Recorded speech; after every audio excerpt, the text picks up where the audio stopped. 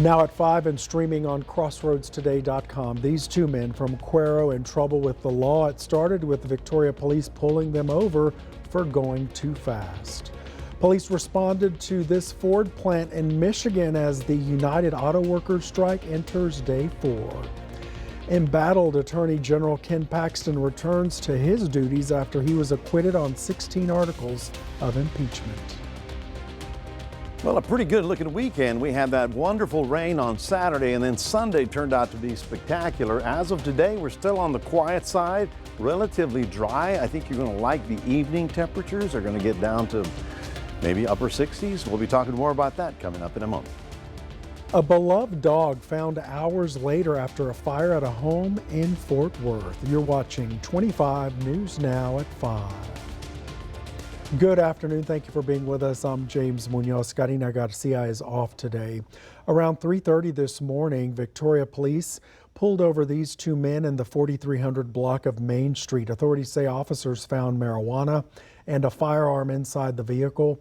19-year-old Robert Garza and 20-year-old Rudy Garza are accused of having marijuana and illegally having a firearm. They're both from Cuero. The countywide burn ban in Jackson County is lifted. The burn ban was put in place July 25th. You should immediately report any fires and be careful when starting those controlled burns outside. And the county-wide burn ban in Wharton County is lifted. You're asked to be cautious if you have to burn. Authorities ask you to immediately report any fires that may get out of hand. You know, this month is Hispanic Heritage Month. It runs from September 15th through October 15th. And it's a period that covers the Independence Days for several Spanish-speaking countries. The month is a time to celebrate the histories, cultures, and contributions of Hispanic people in the U.S. The celebration dates back to 1968, when it lasted a week, thanks to a law signed in 1988 by then President Ronald Reagan. It's now a full month celebration. I have seen a lot of vehicles with big flags. Here's your viewer poll this afternoon. Scan the QR code right there on your screen to participate. How do you honor National Hispanic Heritage Month? Attend cultural events, explore historical sites, explore museums, enjoy traditional foods, study Hispanic figures or educational programs. We want to know. Come to crossroadstoday.com/vote to take part, and we'll have an update on 25 News Now at 6. And a Hispanic legend joining me now, Mac Perez. You are in TV. How are you? Well, thank you. But I was going to say, there's a website called Sons of DeWitt, okay? It's a terrific website because the author, Mr. William, I can't think of his last name, has done a lot of extensive research on how the families got along with other families here at the beginning of Texas. So if you don't know that story, it's right there. Well, today was not a bad looking day. We got up to 94. We're still in the 90s, but low humidity makes it not so bad. Any hundreds in the future? Well, we'll talk a lot about that coming up in just a moment. James? Thank you so much, Mac. Another round of nightly road closures for the Zach Lentz Parkway project. They start tonight and run through Thursday. Zach Lentz Parkway Loop 463 will close between Houston Highway and Lone Tree Road from 7 p.m. to 5 a.m. This is part of the Loop 463 bridge widening construction project. For the first time since May, Ken Paxton is returning to the job as Attorney General. Saturday, he was acquitted on impeachment charges. And Attorney General Warren Kenneth Paxton Jr. is hereby, at this moment, reinstated to office. A day that will go down in Texas history. Attorney General Ken Paxton, Texas' top law enforcement officer, was acquitted on every article of impeachment brought against him. What I'm relieved about is it won't have a chilling effect on people that run for political office. This is a trial that should have never happened. Paxton himself was not in the courtroom on Saturday to hear that historic vote.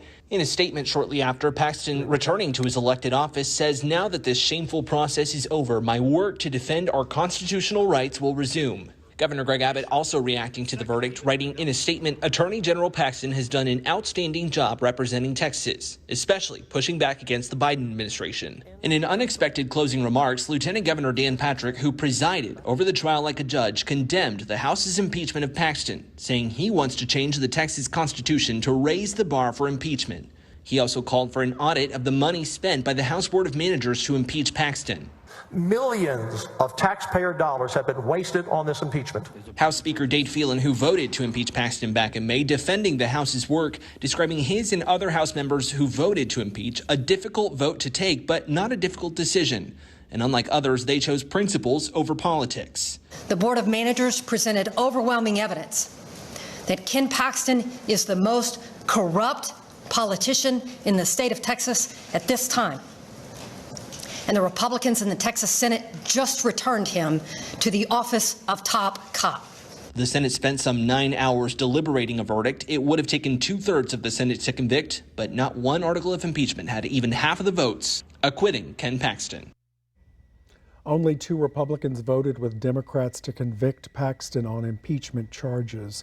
State Representative District Jeannie Morrison of District 30 sent us this statement on the Paxton impeachment trial. I voted against impeaching Ken Paxton in the Texas House because I was concerned about the speed and transparency of the process. Now the Texas Senate decided there was not enough evidence to remove Paxton from office. I appreciate their thoughtful consideration of the facts presented by both sides and respect their decision.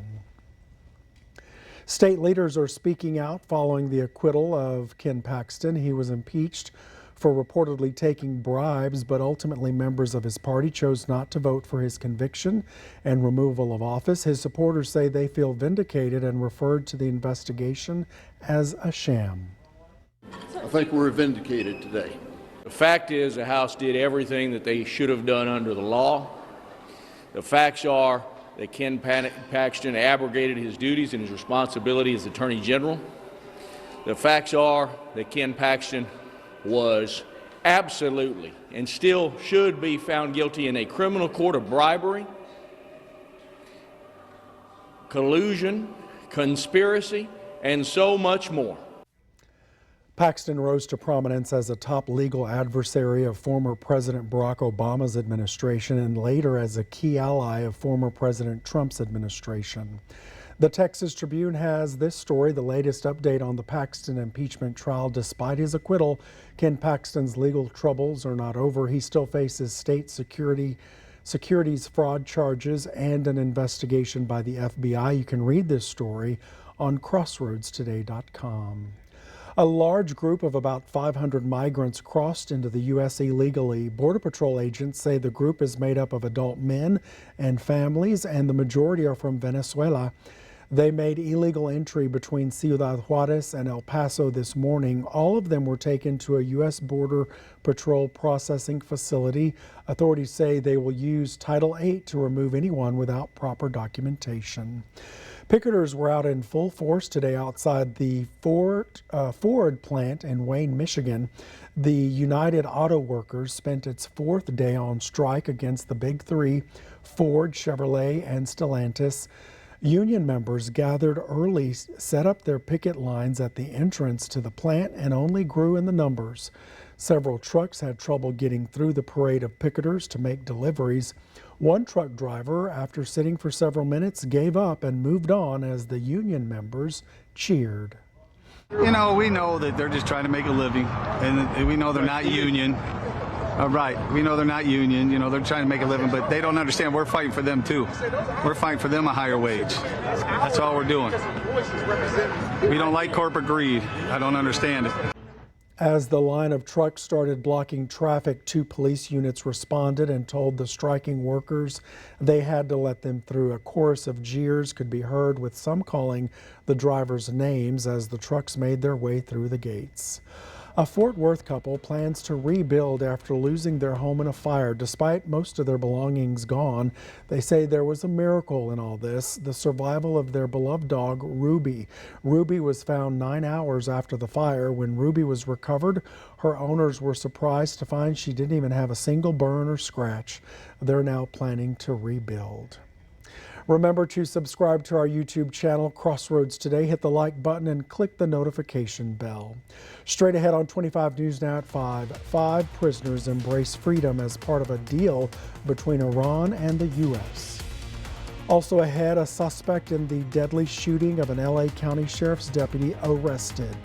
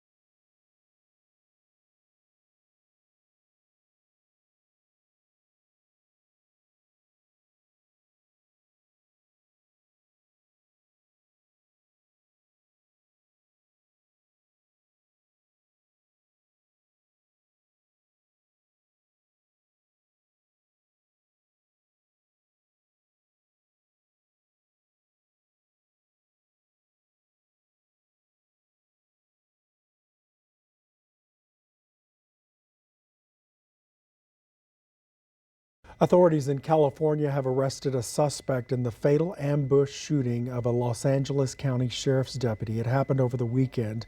30-year-old Deputy Ryan Klinken-Broomer was shot and killed while on duty in his patrol car Saturday. The deputy was engaged and had just proposed 4 days earlier.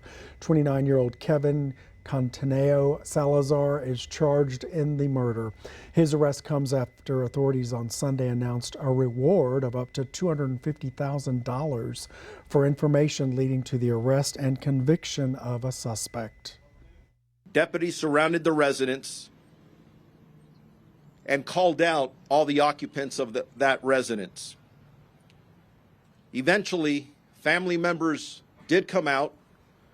The suspect chose to barricade himself and refused to initially come out. He barricaded himself for several hours. They deployed chemical agents, and the suspect ultimately surrendered. Authorities believe this was a targeted attack, but a motive is unknown. 5 Americans were released by Iran Monday as part of a deal involving the release of 5 Iranians held in the U.S. and the unfreezing of $6 billion of Iranian money. The exchange has unfolded amid a major American military buildup in the Persian Gulf. Despite the release, tensions remain high between the U.S. and Iran, which are locked in disputes over Tehran's nuclear program and other matters. Iranian presidents suggested the deal could be used to build trust with the U.S. Illinois is the first state to end cash bail. The Pretrial Fairness Act went into effect today. It's part of the SAFE Act, and it eliminates cash bail. Previously, a judge would set bail as a way to make sure the defendant made it to court. Now, as long as a judge doesn't think a defendant poses a flight or security risk, they can be released without requiring to post bail. Advocates for the Pretrial Fairness Act say the previous system punished those who were poor because they could not afford to post money. Shin splints are leg pains caused by repetitive stress on the shin bone and the tissues attaching muscles to it. The condition can also lead to other injuries if not treated properly. It's a common condition for athletes who overwork their lower legs. Shin splints are painful and need to be treated quickly. You could potentially make it worse by trying to push through it. Dr. Matthew Vosters with Children's Healthcare of Atlanta says shin splints are preventable. And if you're returning to a sport after time off or trying to increase the intensity or vary your workout, take it slow. We want to see gradual increases in that activity level, typically on the range of 10 to 15%. Just to ensure that you're not pushing that too hard, too fast. Other key prevention steps: strengthening and stretching your legs, running on soft surfaces like a track or trail rather than cement, taking rest days to give your legs a break, and wearing proper footwear, replacing shoes every 350 to 500 miles. The footwear should have padding and good arch support. If you have flat feet, Voster says to make sure you wear insoles. It kind of decreases that impact that eventually drives developing shin splints. If you experience pain that becomes more localized and doesn't go away, it may be time to seek professional treatment. If you are putting yourself in a situation where it's just getting progressively worse, and that would really be a big flag to come and see a doctor. For Health Minute, I'm Mandy Gaither. Talks are resuming this week between the Writers Guild of America and the Alliance of Motion Picture and Television Producers. WGA sent a message to members confirming the meeting. The two groups met in August. Nothing came out of that. Members of the WGA remain on strike for 140 days now. They're asking for better wages, among other demands. The two sides have made progress on artificial intelligence regulations. On the table now are streaming residuals and a proposal for a mandatory staffing level in TV writers' rooms. Well, good afternoon, everyone. It's a Monday. We had a great rain on Saturday, and then, of course, Sunday was spectacular. Today, not a bad-looking day with no humidity or low humidity. We're looking at a 92 current, and we got up to 94 this afternoon. a little bit closer where we're supposed to be average is 90 degrees. But you know, that 94 sounds positively delightful, doesn't it? No hundreds in the next 7 days. And guess what? It's the last week of summer. We'll celebrate all that coming up in just a moment.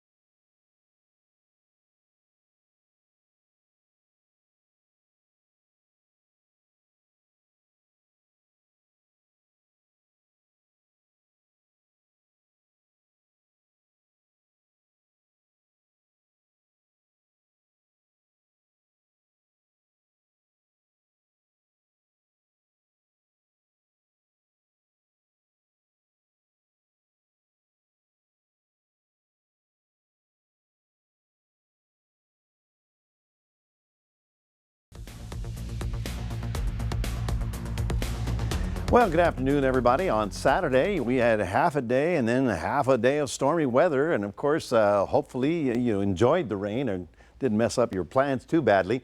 I know Friday night we had all kinds of problems with the games and the rain and all that stuff. Anyway, over the weekend, we had 2 inches at Riverside at the park. Telfiner had 2.5, and LaSalle had 2 inches. 9,500s down in Raisin and Stratton got, DeWitt County got almost 2.5. Hallettsville, a little less than an inch. And it was great. And did you notice? We didn't get any flooding. Everything just sucked right into the ground. So we are looking, shall we say, a nice break, a nice breather. And now I want to say goodbye to summertime, because these are the last few days of the summer of 23, which all of us, I'm sure, are going to remember. We have a little frontal system that's just basically a stationary front, a little drier air up here than what we had. If you remember, we had that little stationary front that was coming down, and then it triggered the rain, and then it just kept going. That's why Sunday was so nice. And frankly, I thought it was going to hang around and continue the rain activity, but that's okay. We'll take 1 day of rain and 1 day of nice. Temperatures across the state are being much more reasonable. I mean, they're not in the hundreds. That's what I'm saying is more reasonable. 94 for us, 95 in Port Lavaca. We're looking at 93 in the Dallas area. But again, all this, courtesy of the dry air, is not so bad. In fact, tonight we're getting down to about 68, 69 degrees in many inland areas. Now, of course, along the coast, it'll be a little bit milder, but there are the forecast highs for tomorrow. So we stay in the mid 90s, but as I mentioned, with low humidity, it's a little bit more bearable. Interesting to note that because the air or the winds are so light and the air is rather stable, both Houston and San Antonio had ozone action days. Now, you're lucky we don't have them here because we're not as big, but when you got all those cars on the freeways, they pollute, and unless the wind comes to blow it away, it sort of hangs in the air. So that's basically a sign for people to stay indoors, especially those that have emphysema, bronchitis, something like that. But you know, it's a big city problem, and you know, I worked in Los Angeles for 20 years, and I know what that feels like. Anyway, Lee is way up here racing across the northern Atlantic after, you know, coming ashore as a Category 1 right over Nova Scotia. I mean, at could have been a whole lot worse. We have Nigel out here in the mid-Atlantic, not a problem. And then the O storm would be right here. I think it's, I can't remember, but it starts with an O, would be right here. And so that puts us at what, 16 named storms this season. And a little bit later on, I'll be pulling up the forecast that I did June 1st, and we'll see who was closest. Here's the list. Yes, we have done all of these, and Ophelia will be that next storm. And then let's see if we can get to the P&R. The good news is neither of those have our direction in sight. Looking at a 76 for a low along Port Lavaca, getting up only to 92. That's not bad. But 71, maybe, 68, 69. A couple areas will be fairly quiet and clear. Overnight should be a very lovely evening with a high of about 94. So we are dry here. We start picking up a little Gulf moisture here for some clouds and maybe a sprinkle or two in the afternoon hours. But as you can see, I'm not putting any hundreds in there. Hopefully by Saturday, which is the official beginning of fall, we can say goodbye to all that stuff. That's your 7-day forecast, reminding everybody we do have a QR code. Love for you to scan that and put Crossroads Today on your phone. We'll be back in a little bit. Here is James. All right, Mike Livio, thank you so much. Coming up next on 25 News Now at 5, we'll take a look at Wall Street. Plus, a cyber attack at Clorox has caused a wide-scale disruption of the company's operations.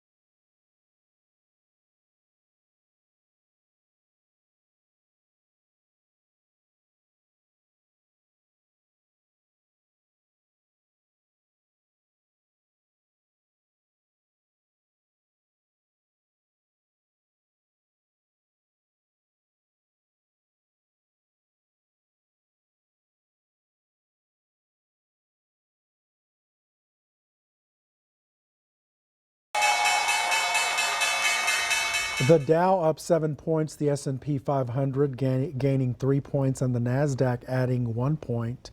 Oil up 71 cents, closing at $91.48 a barrel. Clorox revealed today it detected unauthorized activity in some of its information technology systems last month. They immediately took action to stop the hackers, including reducing its operations. While the company believes they contained the cyber attack, they weren't able to get manufacturing operations up to speed. Some Clorox products are in short supply. The company has not stated which products were impacted. Clorox says it expects to begin the process of returning to normal next week. A spike in engagements is coming. The company that owns Zales, Jared, Kay Jewelers, Blue Nile, and Diamonds Direct says proposals happen about 3 or so years into dating. The pandemic caused a disruption in dating and therefore a lull in engagements. With the pandemic over, it expects marriage proposals to start rebounding in 2024. The jeweler expects 2.5 million couples to get engaged next year. Best wishes. We'll take one last look at your forecast with Mac. Plus, a new study shows like humans, pandas can feel the effects of jet lag. Here's a look at what's coming up on World News Tonight, right after 25 News Now at 5. Coming up tonight, 5 Americans freed from Iran. The emotional scene, you'll see it. Also, the deadly ambush of a sheriff's deputy. And tonight, the dramatic arrest of the suspect. And the American fighter jet the pilot ejects. The $100 million jet is now missing. How does that happen? Next.